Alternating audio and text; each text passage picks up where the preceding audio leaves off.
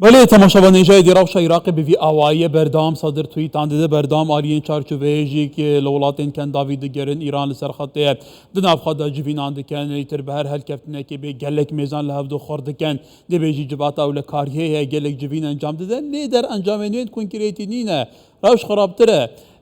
میوانه که می هجای کاتو سعدالله شروع کاری سیاسی کای کاتو تو خیراتی هلبت تماشاوان جا میوانه من نها الاستودیو میوانیم نکای کاتو شروع کاری سیاسی و بگمان باش چابدری روش عراقی دیگه هر دم لواشنطن میوانیم نها هات که هولیری و الاستودیو میوانیم نه تو بخیراتی کای کاتو که واتا توش نیزیک نها روش دیشو پینی صدر هر وقتی که توی تاندیکه دبیجه او مطبخ سیاسی او پلاتفورم سیاسی او تاقی کرنی سیاسی دویال 2003 حتی ویگا ویر رهو ریشال و بین القاندن نمینن هلو ابا بخوشی پیامک دینا که همو ریحات نگیرتن تمام بله سرکی طبعا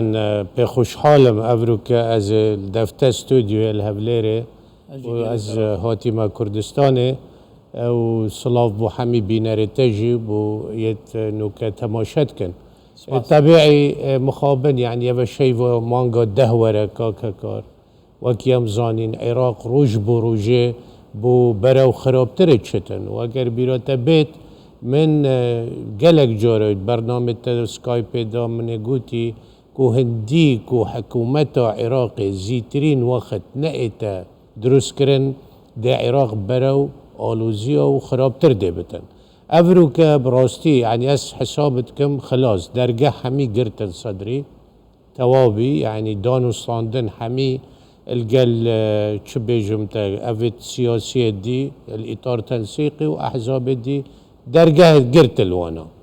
طبيعي اف تويتر افروكا نيا مثلا سر اما اكسر هاتو افقسا قوتن صدر الزاند باش الزاند كو افت شرطت افرو دينا تويتر دا نممکنه دروز ببت چونکو او طلبا کو کس نمینتن اف حزبتها اف سیاست مدارت کو 2003 و حتی نوکا يعني اف تشتكي نمعقوله بله از القل دانم اگر هاتو کو اف شخصيت کو مديتينش 2003 حتى نوكا روجا که دبینی افا دبت رئيس وزراء پشتی 4 سال دیده بتا وزیر پشتی 4 سال دیده بتا وزیر غیرتش يعني براسي ملت عراقي وچنكرن حقيقة چنكرن بو عراقي وهكر تو بشي سحكي بغداد وتسحكي بله كاي كاتو يديا روش عراقي تظن عراقي 100 سال دروز به هيك شوان تشتي نغور مبدا نغور عراقي هر کسی که چتا دا صلات دا همو سلطه بره بأجرواسن وانقلاب وكشنيات نلادان يعني العراق وصايبه كرسي كي ديجيريت قد برنادت صدر جدي بيجت بشي 2003 كرسي جرتي همو بردن بلا سروشني بيت ادارتن جي لكني اداره روش عراق بكت كواتا كتب بيجي بيامان هيتا قبول كنه شلا ديفا روش عراق دي برك كيف يعني صدر زانيكو او شرط جبري في تويتر كو الانتظار بي سهي مانجي كو برلمان هلوشتن خوب هلوشينت قصدامن بله زانيكو محكمة فيدرالية بغدا هكر هاتو قرارداجي دي بيجتن بله از موافقكم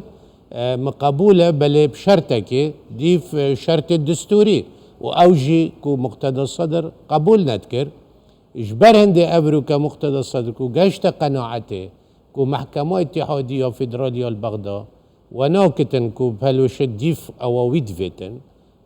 قوتي منو كمسألة نهل وشاندنا برلمانيا بل مدفت حمي بيتا قوريني راستا تو هندك جورا قالك شروطة قرص وزحمة ديني بيش مقابل وقت تو حوارك كي اگر هاتو 5 صديق و ابا مقتدى صدر افريكا قبولت كتن والله زور باشه دي عراق برو باشي الفيري ازبينم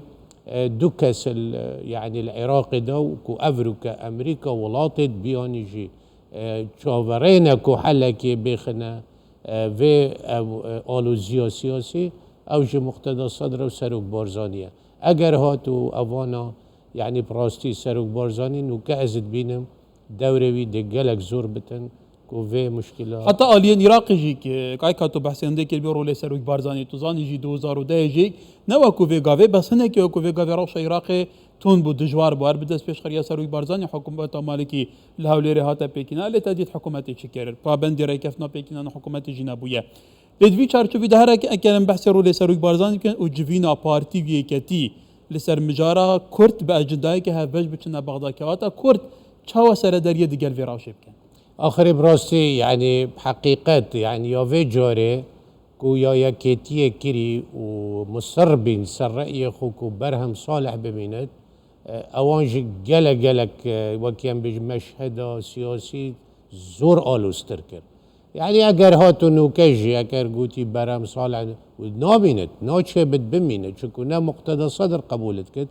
نا سروك بارزاني قبولت كت ونا ملت عراقي قبولت كتن يعني كو چونكو اوي چنكر بو ملت يعني نابو كردا كر نابو ملت عراقي كر بل زور درنگه يعني حتى افروكاز بينم كاك فؤاد حسين شوية سليمانية اگر هاتو حتى قوتن يعني ام دي كانديتك ديجي دي بو كردا دي پشكين بو سرو كماري از بجم قالك درنگه چونكو ام دي جواره بين بو روجت بيتن كو دي چل بغداد روز بتن ولی نابینا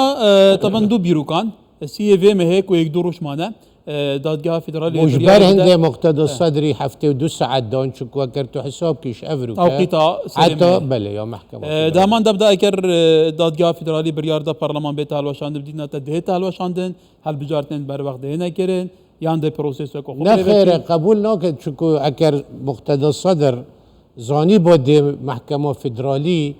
دي هلوشينت بشروط محكمة اتحادية نشد بشرط بيجتن دي برلمان فيت خوب هلوشينت قالك بيجتن